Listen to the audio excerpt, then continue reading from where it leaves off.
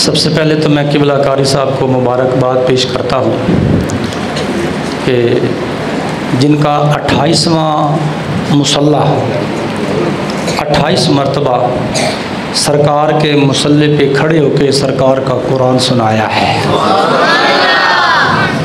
गल पसंद आवे तो सुभान अल्लाह ज़रूर कह देनी है।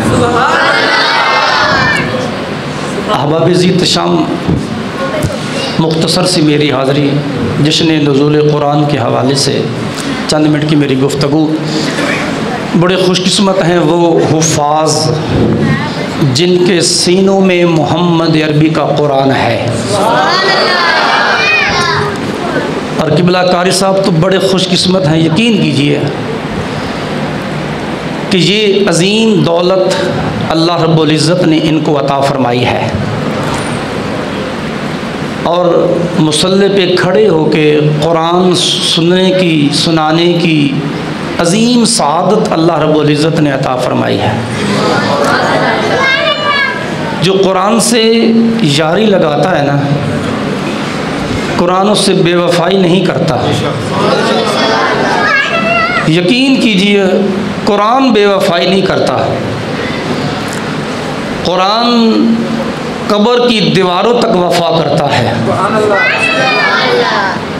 कुरान हशर तक वफ़ा करता है।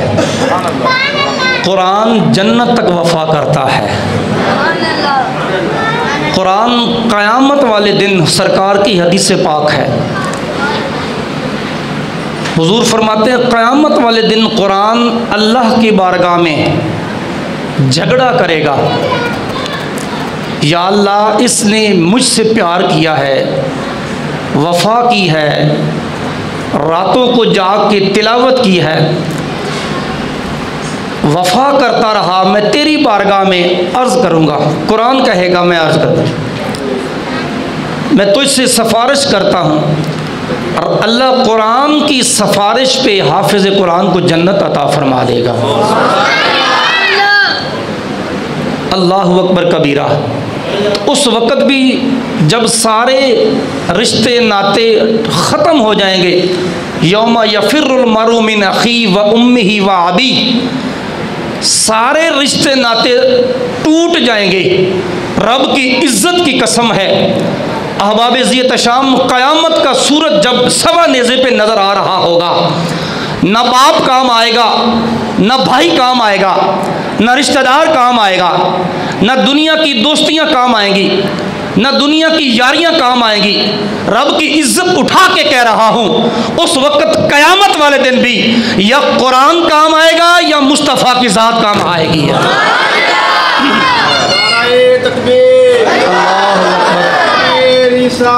या रसूल अल्लाह, या रसूल अल्लाह। उस वक़्त भी या कुरान काम आएगा या साहिब कुरान काम आएगा। वो कहेंगे, अब मुकम्मल हदीस पाक है, याद रखिए कि 1.25 लाख अंबिया होंगे, 1.25 लाख अंबिया की उम्मतें होंगी। अब वो सारे परेशान होंगे। रब की इज्जत की कसम है, उन सब को सीने लगाने वाला आमना का लाल होगा। उन सब को सीने लगाने वाला मेरा मुस्तफ़ा की ज़ात होगी। और ये वो कुरान है। पता है इसका माना क्या है, इसका मीनिंग क्या है, इसका मफ़हूम क्या? कुरान को कुरान क्यों कहते हैं? कुरान का मतलब है सबसे ज़्यादा पढ़ी जाने वाली किताब। सुभान अल्लाह। कुरान का माना कि ये सबसे ज़्यादा पढ़ी जाने वाली किताब। आप अंदाज़ा करें इस रमज़ान मुबारक के अंदर जितनी इस मुक़द्दस कलाम की तिलावत होती है ना, किसी और कलाम की तिलावत नहीं होती। कोई और कलाम इतना नहीं पढ़ा जाता जितना कुरान पढ़ा जाता है। अल्लाहु अकबर कबीरा। और यकीन कीजिए क़यामत तक सबसे ज़्यादा कुरान को ही पढ़ा जाएगा, कुरान की ही तिलावत होती रहेगी। और याद रखें ये वो कुरान है जिसके सीने में आता है ना, हम उसको हाफिज़ कुरान कहते हैं। हम उसको क्या कहते हैं? हाफिज़ कुरान, कि ये कुरान का हाफिज़ है। अब उसकी फ़जीलत पता क्या है कुरान के हाफिज़ की? ये भी सरकार की हदीस से पाक है। तवज्जो मेरी तरफ रखी, ऊँची कह दे सुभान अल्लाह। हाफिज़ कुरान जब दुनिया से जाता है ना, दुनिया में भी इसकी बड़ी शान है। जहाँ कारी साहब के कदम होते हैं ना, पीछे सारे महल्ले जो थे पीछे सिर होंदे ने, सबके सर पीछे होते हैं जहाँ कारी साहब के कदम होते हैं।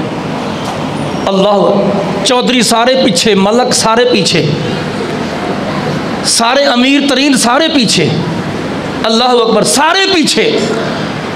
रब बताना ये चाहता है कि लोगों, जिसको मैं कुरान की दौलत देता हूँ उसको मुसल्ले पे खड़ा करता हूँ। जहाँ हाफिज़ कुरान के कदम होते हैं पीछे सारे लोगों के सर होते हैं।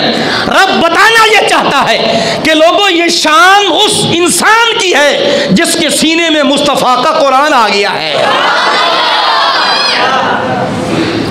जिसके सीने में हुजूर की ये मुक़द्दस किताब आ गई है। अल्लाह अकबर। और फिर वो इज़्ज़तें अता फरमाई जाती हैं। आज दुनिया के अंदर जब हाफिज़ मुकम्मल होता है ना, कुरान पाक हिफ़्ज़ कर लेता है, उसके सर पे इज़्ज़त और अज़मत की दस्तार सजाई जाती है। ये किसी मैट्रिक वाले को नहीं, FA वाले को नहीं दी जाती, BA वाले को नहीं दी जाती, B.Ed, MA, M.Ed, M.Phil। मैंने भी MA, M.Ed, M.Phil बहुत कुछ पढ़ा है, लेकिन इज़्ज़त वहाँ नहीं मिली जो मुसल्ला रसूल पे मिली है। अल्लाह अकबर। M.Phil की डिग्री भी लेते हुए वो इज़्ज़त नहीं मिली। अल्लाह अकबर। वो मकाम नहीं मिला जो मुसल्ले पे खड़े होकर अल्लाह इज़्ज़तें देता है। अल्लाह ये बताना चाहता है, लोगों, जो मेरे महबूब के दीन से प्यार करता है, जो मेरे महबूब की शरीयत से प्यार करता है, वफा करता है, रब की इज़्ज़त खा के कहता हूँ, अल्लाह उसकी इज़्ज़त को दुनिया के अंदर भी बुलंद कर देता है, कब्र के अंदर भी बुलंद कर देता है। अल्लाह उसकी इज़्ज़त को हशर के अंदर भी बुलंद फरमा देता है। एक हदीस से पाक समात फरमाइए। जब हाफिज़ कुरान दुनिया से जाता है ना, बड़ी खूबसूरत हदीस से पाक है, फौत होता है, दुनिया से जाता है, अल्लाह अकबर, कब्र में उतर रहा होता है हाफिज़ कुरान। हुजूर फरमाते हैं कि अल्लाह की रहमत की तरफ से आवाज़ आती है, आवाज़ आती है अल्लाह की तरफ से। किसको? कब्र की मट्टी को। किसको आवाज़ आती है? कब्र की मट्टी को। क्या आवाज़ आती है? अल्लाह फरमाता है कब्र की मट्टी को, खबरदार, ला तहकुल लहमहू, इस आने वाले के जिस्म को तूने नहीं खाना। आने वाले के जिस्म को अल्लाह ये नहीं कहता कि ये हाफिज़ आ रहा है, ये कुरान का हाफिज़ आ रहा है। अल्लाह फरमाता है कि ए कब्र की मिट्टी, खबरदार, ला तहकुल लहमहू, इसके गोश्त को नहीं खाना, इसके जिस्म को नहीं खाना। मिट्टी को क्या खबर ये कौन आ रहा है? सुनो, दिल के कानों से सुनो, मिट्टी भी जानती है ये कौन आ रहा है। सिर्फ जानती नहीं, पहचानती भी है ये कौन आ रहा है। सिर्फ पहचानती नहीं, ये भी जानती है ये क्या लेके आ रहा है, ये क्या लेके आ रहा है। अब मिट्टी ये नहीं कहती कि या अल्लाह क्यों नहीं खाना, कब खाना है, कैसे खाना है। रब ने ये भी नहीं बताया कि ये कौन आ रहा है, सिर्फ ये कहा है कि इसके जिस्म को नहीं खाना, इसका जिस्म खराब नहीं करना। और यकीन कीजिए, हमारा तो ये दावा है, हमारी तो ये मोहब्बत है, हमारी तो ये पहचान है कि जो सरकार के लड़ लग जाता है, खुदा की कसम, मोहम्मद के गुलामों का तो कफन भी मैला नहीं होता, कफन भी मैला नहीं होता। रब की इज्जत की कसम है। मिट्टी पता क्या कहती है? कब्र की मिट्टी ये नहीं कहती कि क्यों नहीं खाना, कब खाना है, ये कौन आ रहा है। मिट्टी ये नहीं कहती, बल्कि मिट्टी पता क्या कहती है? मिट्टी जवाब देती है अल्लाह की रहमत को। जो आवाज़ आता रही, निदा आ रही होती है, उसको जवाब दे रही होती है कि कैफा ला आकुलु लहमहू, कि अल्लाह की रहमत की तरफ से आवाज़ आने वाली सुनो, मैं इसके जिस्म को कैसे खाऊं, इसके सीने में मुस्तफ़ा का कुरान जो है।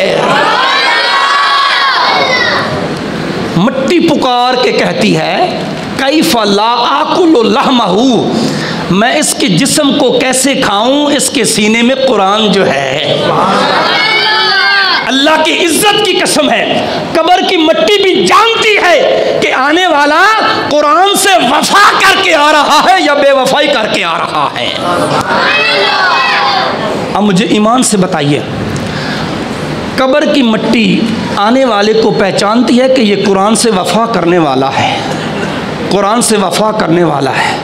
तो जिसके सीने में कुरान उतरा है उस मुस्तफ़ा के रोज़ा पाक की शान का आलम क्या होगा? अल्लाहु अकबर। हुजूर के रोज़ा पाक का मकाम क्या होगा? उस मिट्टी की शान क्या होगी? उस कब्र अनवर का मकाम क्या होगा? उस रोज़ा पाक की शान क्या होगी जिसके अंदर हुसैन का नाना आराम फरमा रहा है? ये वो कुरान है, याद रखिए। हमारे बड़े जो थे ना, बड़े बुजुर्ग जो कुरान को नहीं ना जानते थे ना, यकीन कीजिए वो कुरान का एहतराम बड़ा करते थे। आज एहतराम भी कम हो गया है, एहतराम भी कम हो गया है। अल्लाह अकबर। हम कुरान को पीठ के पीछे नहीं रखते थे, हम कुरान को सीने पे रखते हैं।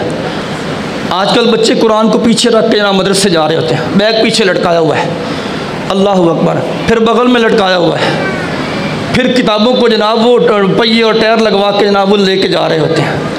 ये कुरान का एहतराम हो रहा है, ये किताबों का एहतराम हो रहा है। अल्लाह अकबर कबीरा। कुरान का एहतराम, इज़्ज़त और ताज़ीम और तकरीम और ख़ुसूसन आज की रात की अज़मत, ये वो रात अल्लाह ने हमें अता फरमाई है जो नुज़ूल कुरान की रात है। और इस अज़मत वाली रात के अंदर बंदा अल्लाह की बारगाह में सच्ची तौबा करता है ना, यकीन कीजिए अल्लाह ताला उसकी तौबा का आंसू बाद में गिरता है, अल्लाह उसके गुनाहों को पहले माफ़ फरमा देता है। हुज़ूर दाता साहब ने ना अपनी किताब में एक वाक़या लिखा है। आप फरमाते हैं कि एक बंदा था जो बड़ा गुनाहगार, रोज़ाना गुनाह करता, रात को माफ़ी मांगता, कबीरा गुनाह करता, माफ़ी मांगता। 1, 2, 10, 50, 60, 70 गुनाह उसने किए और 70 बार उसने माफ़ी मांगी। 70 बार। जब 70 बार माफ़ी मांगने लगा ना तो बड़ा रोया और अपने आप से कहने लगा, ओ बदबख्त इंसान, झूठ की भी कोई हद होती है, झूठ की भी कोई हद होती है। हर दफ़ा तू बेवफाई कर जाता है, झूठ बोलता है अपने अल्लाह से, गुनाह करके फिर माफ़ी मांगता है, फिर माफ़ी मांगता है, फिर माफ़ी मांगता है। हुज़ूर दाता साहब लिखते हैं कि जब वो ये बातें करता है ना कि 70 बार भी तुम करके तुम्हें शर्म नहीं आ रही, हद कर दी। सुनो क्या हुआ आगे। हुज़ूर दाता साहब लिखते हैं कि जब वो 70 बार ये जुमले कह रहा होता है, अल्लाह की हुजूर ये इल्तिजा कर रहा होता है कि झूठ की भी कोई हद होती है, अल्लाह की तरफ से आवाज़ आती है, ए नादान, ये 70 की हद भी तूने लगाई है, अल्लाह की बारगाह में माफ़ी की तो कोई हद ही नहीं है, ये हद भी तूने लगाई है। अब भी तू नदामत के आंसू बहा के तो देख, शर्म के साथ आके तो देख, आना तेरा काम है, रब की रहमत का इस्तकबाल करना ये मेरे मालिक का काम है। इस कुरान का अदब किया करें, ताज़ीम किया करें।